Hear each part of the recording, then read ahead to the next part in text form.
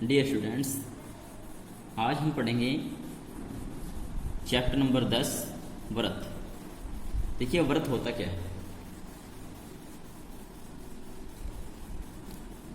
इनकी डेफिनेशन जो है आपको कक्षा 9 में लिखवाई गई है और कक्षा 9 में ये चैप्टर है, इससे रिलेटेड बहुत सारी डेफिनेशन आपको लिखवाई गई है।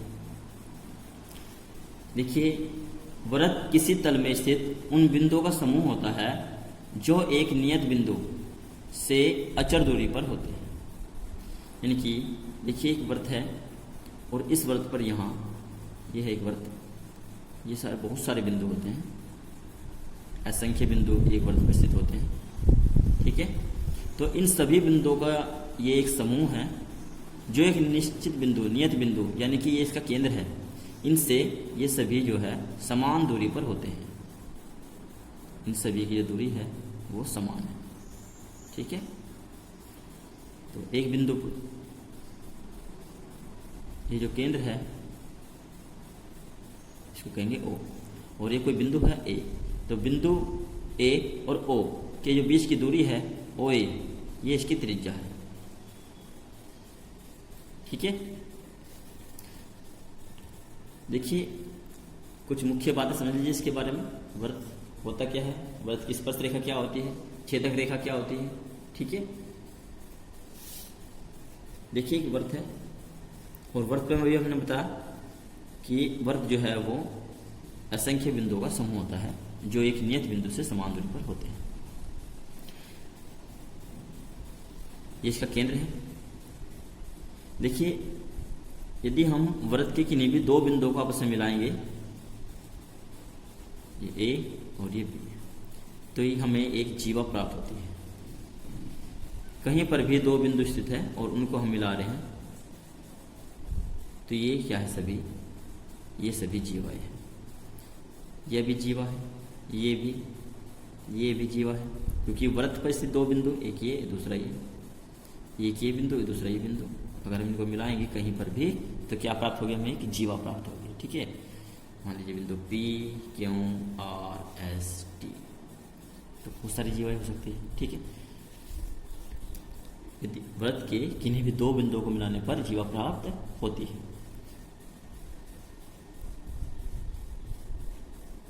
कोई बात समझ में ना आए तो वीडियो को दोबारा देखिए। ये व्रत है और यह है व्रत का केंद्र O। देखिए व्रत को एक ऐसी रेखा जो व्रत को दो बिंदुओं पर काटती है, एक बिंदु ये है दूसरा ये है, तो एक ऐसी रेखा जो व्रत को दो बिंदुओं पर काटती है छेदक रेखा कहलाती है। कौन सी रेखा? छेदक रेखा। देखो जीवा और छेदक रेखा में डिफरेंट है। छेदक रेखा व्रत को दो बिंदुओं पर काटती है और आगे की ओर निकल जाती है, देखो दोनों साइड से। ठीक है, और जीवा व्रत के दो बिंदुओं को मिलाने पर जीवा प्राप्त होती है। व्रत की सबसे बड़ी जो जीवा होती है वो केंद्र से होकर जाती है, और केंद्र से होकर जब जीवा जाएगी तो इसको हम कहेंगे व्यास। ये जो जीवा है यहाँ पर देख रहे हो आप चित्र में, ये व्यास है। व्यास जो होती है वो के व्रत की सबसे बड़ी जीवा होती है। यदि हम इससे ऊपर खींचेंगे तो ये छोटी होती चल जाएगी, इससे नीचे खींचेंगे तो भी छोटी होती चल जाएगी। ठीक है, तो व्रत की सबसे बड़ी जीवा होती है वो उसका व्यास होती है जो केंद्र से होकर जाती है। ठीक है, छेदक रेखा व्रत को दो बिंदुओं पर काटने वाली रेखा छेदक रेखा होती है। ये भी छेदक रेखा है, ये भी छेदक रेखा है, ये सभी क्या है, छेदक रेखाएं हैं। यदि हम इस रेखा को नीचे की ओर लाते रहे इस टाइप से, तो अब भी दो बिंदु पर काट रही है, एक यहाँ पर दूसरा यहाँ पर, तो जब हम इसे नीचे की ओर लाते रहेंगे तो एक स्थिति ऐसी आएगी जब ये इस व्रत को या ऊपर की ओर देखो यहाँ पर केवल एक बिंदु पर काटेगी, यानी कि इसको टच करती हुई जाएगी। तो इस स्थिति में जब ये रेखा व्रत को केवल एक बिंदु पर प्रतिच्छेद करती हो तो इस स्थिति में ये जो रेखा है ये स्पर्श रेखा कहलाती है। अर्थात स्पर्श रेखा व्रत को केवल एक बिंदु पर प्रतिच्छेद करती है। अब क्वेश्चन दिया जाए कि व्रत पर की कितनी स्पर्श रेखाएं की जा सकती है।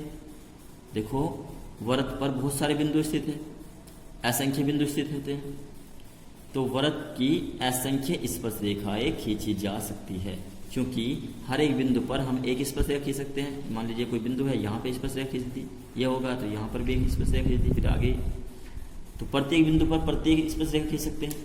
और बिंदु कितने हैं वृत्त पर? असंख्य, तो असंख्य स्पर्श रेखा हम खींच सकते हैं। ठीक है, तो एक वृत्त की असंख्य स्पर्श रेखाएं खींच सकते हैं। छेदक रेखा, दो बिंदु पर काटने वाली रेखा छेदक रेखा होती है। व्यास क्या होता है? त्रिज्या का दुगना। देखो अभी हमने यहाँ पे आपको समझाया था कि केंद्र से और वृत्त पर स्थित बिंदु की जो बीच की दूरी होती है वो होती है त्रिज्या। क्या होती है? त्रिज्या। तो यहाँ से बिंदु, इस बिंदु से यहाँ तक जो डिस्टेंस है ये भी त्रिज्या हो गई और ये भी त्रिज्या हो गई। तो त्रिज्या प्लस त्रिज्या यानी त्रिज्या का दुगना होगा। तो त्रिज्या का दुगना क्या होगा? व्यास होगा। ठीक है, और व्यास क्या होती है? वृत्त की सबसे बड़ी जीवा भी होती है। स्पर्श रेखा, वृत्त को एक बिंदु पर स्पर्श करने वाली रेखा वृत्त की स्पर्श रेखा होती है। ये पी क्यों? वृत्त की स्पर्श रेखा है।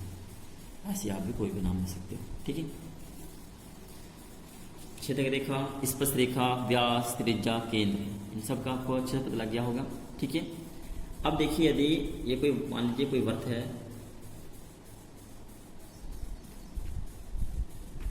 जो बिंदु वृत्त के अंदर है इन्हें हम बोलते हैं अंत्य बिंदु, और जो बिंदु इस वृत्त से बाहर स्थित होंगे, असंख्य बिंदु होंगे, वे होंगे बाह्य बिंदु।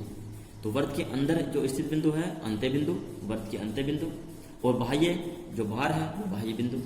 और जो वृत्त पर स्थित है, ये जो भी बताया था, ये बिंदु, कुछ बिंदु ऐसे होंगे जो इस वृत्त पर भी होंगे, तो ये है वृत्त के बिंदु, यानी कि वृत्त पर स्थित बिंदु। तो जो बिंदु वृत्त के अंत स्थित है उससे कोई स्पर्श रेखा नहीं खींच सकते, क्योंकि अगर हम यहां से देखो एक रेखा बना रहे हैं इस टाइप से, तो ये दो भागों में काट रही है, और जब दो भागों में काटेगी तो क्या होगी? छेदक रेखा। तो वृत्त के अंत अगर कोई बिंदु है और वहां से यदि हम स्पर्श रेखा खींचना चाहे तो वृत्त की स्पर्श रेखा नहीं खींच सकते, क्योंकि स्पर्श रेखा क्या होती है? जो वृत्त को स्पर्श करती है, केवल एक बिंदु पर प्रतिच्छेद करती है, वो होती है वृत्त की स्पर्श रेखा। तो ध्यान रखना है, वृत्त के अंत्य बिंदु से कोई स्पर्श रेखा नहीं खींच सकते, यानी कि वृत्त के अंत्य बिंदु से वृत्त पर कोई स्पर्श रेखा नहीं खींची जा सकती। ठीक है, दूसरी बात, वृत्त पर स्थित बिंदु से, वृत्त पर स्थित किसी बिंदु से एक स्पर्श रेखा खींच सकते हैं। मान लीजिए कोई बिंदु है या फिर ये कोई से भी एक बिंदु ले सकते हैं, और यदि हम यहां से एक स्पर्श रेखा खींचना चाहें तो ये इस टाइप से खींचेगी, ये होगी स्पर्श रेखा। तो वृत्त पर स्थित किसी भी बिंदु से केवल एक स्पर्श रेखा खींच सकते हैं। ठीक है, और बाह्य बिंदु से कितनी स्पर्श रेखा खींच सकते हैं? मान लीजिए ये कोई बाह्य बिंदु है और इस वृत्त पर स्थित हम कितनी स्पर्श रेखा खींच सकते हैं? तो दो स्पर्श रेखा खींच सकते हैं। कैसे?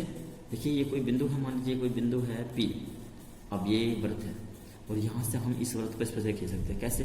देखो, एक तो इस टाइप से इधर को जा सकती है, इसे टच करती हुई इस वृत्त को, और एक इस साइड को जा सकती है, यहाँ पे टच कर रही है इसको, एक बार यहाँ टच कर रही है। तो वृत्त के अंत्य बिंदु से वृत्त पर कोई स्पर्श रेखा नहीं खींच सकते। वृत्त पर स्थित बिंदु से केवल एक स्पर्श रेखा खींच सकते हैं। वृत्त के बाह्य बिंदु से वृत्त पर दो स्पर्श रेखाएं खींच सकते हैं। वृत्त के बाह्य बिंदु से, मान लीजिए वृत्त का केंद्र है यहाँ, दो स्पर्श रेखा खींच सकते हैं। और वृत्त के बाह्य बिंदु से खींची गई स्पर्श रेखाएं, ये बिंदु ए, मान लीजिए बिंदु बी, ये जो रेखा है स्पर्श रेखा पी ए और पी बी, तो वृत्त के बाह्य बिंदु से खींची गई स्पर्श रेखाएं लंबाई में समान होती है, यानी कि जितनी इसकी लंबाई होगी पी ए की उतनी ही लंबाई होगी पी बी की। और वृत्त की जो स्पर्श रेखा है उसके स्पर्श बिंदु से केंद्र को मिलाने वाली जो रेखा होगी वो एक दूसरे पर लंब होगी। लंब यानी कि नब्बे का कोण बनाएगी, यानी कि स्पर्श रेखा और स्पर्श बिंदु से केंद्र को मिलाने वाली रेखा, तो ये क्या है? त्रिज्या है। तो त्रिज्या और स्पर्श रेखा एक दूसरे पर लंब होती है। ठीक है, ये स्पर्श रेखा ये है PB, तो स्पर्श रेखा के स्पर्श बिंदु को केंद्र से मिलाने वाली रेखा क्या होगी? लंब होगी, ये भी लंबवत होगी 90 डिग्री। ठीक है, तो स्पर्श रेखा और स्पर्श बिंदु से वृत्त के केंद्र को मिलाने वाली रेखा यानी कि त्रिज्या एक दूसरे पर लंब होती है। ठीक है, अब आगे समझिए एक्सरसाइज देखिए इसमें 10.1।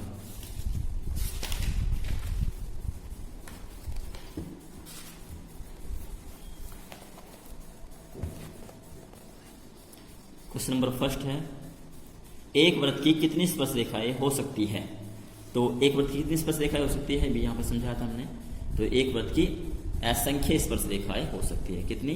असंख्य, जिनकी गणना न की जा सकती। असंख्य स्पर्श रेखाएं खींच सकते हैं। कितनी? असंख्य स्पर्श रेखाएं खींच सकते हैं या हो सकती है एक वृत्त की। रिक्त स्थानों की पूर्ति कीजिए। क्वेश्चन नंबर सेकंड का फर्स्ट पार्ट देखिए, किसी वृत्त की स्पर्श रेखा उसे, किसी वृत्त की स्पर्श रेखा उसे, और ये खाली स्थान दिया हुआ है, बिंदुओं पर प्रतिच्छेद करती है। यानी कि उसे कितने बिंदु पर प्रतिच्छेद करती है। तो किसी वृत्त की स्पर्श रेखा उसे केवल एक बिंदु पर, कितने पर? केवल एक बिंदु पर प्रतिच्छेद करती है।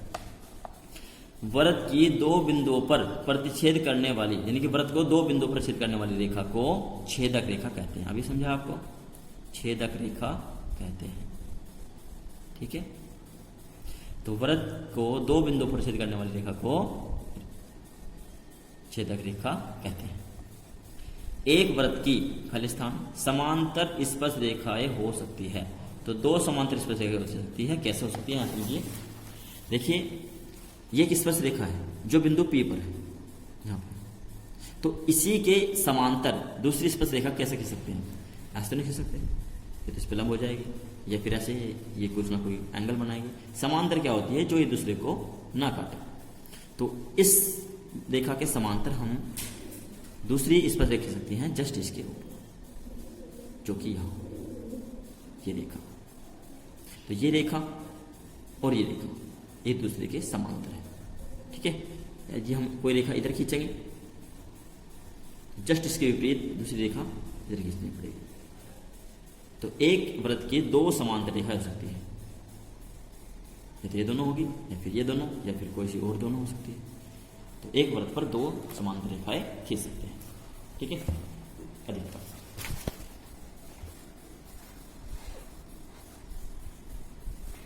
वृत्त तथा उसकी स्पर्श रेखा के उभयनिष्ठ बिंदु को, यानी कि वृत्त और उसकी स्पर्श रेखा के उभयनिष्ठ बिंदु को स्पर्श बिंदु कहते हैं। क्या कहते हैं? स्पर्श बिंदु।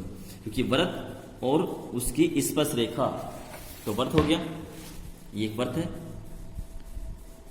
इस पर बहुत सारे बिंदु स्थित है। ठीक है, और इस वृत्त की स्पर्श रेखा जो कि यहाँ P क्यों है कि उभयनिष्ठ बिंदु क्या है यहाँ पे, यानी कि एक ऐसा बिंदु जो दोनों पर स्थित हो, वृत्त पर भी और स्पर्श रेखा पर भी, उसको बोलते हैं उभयनिष्ठ बिंदु।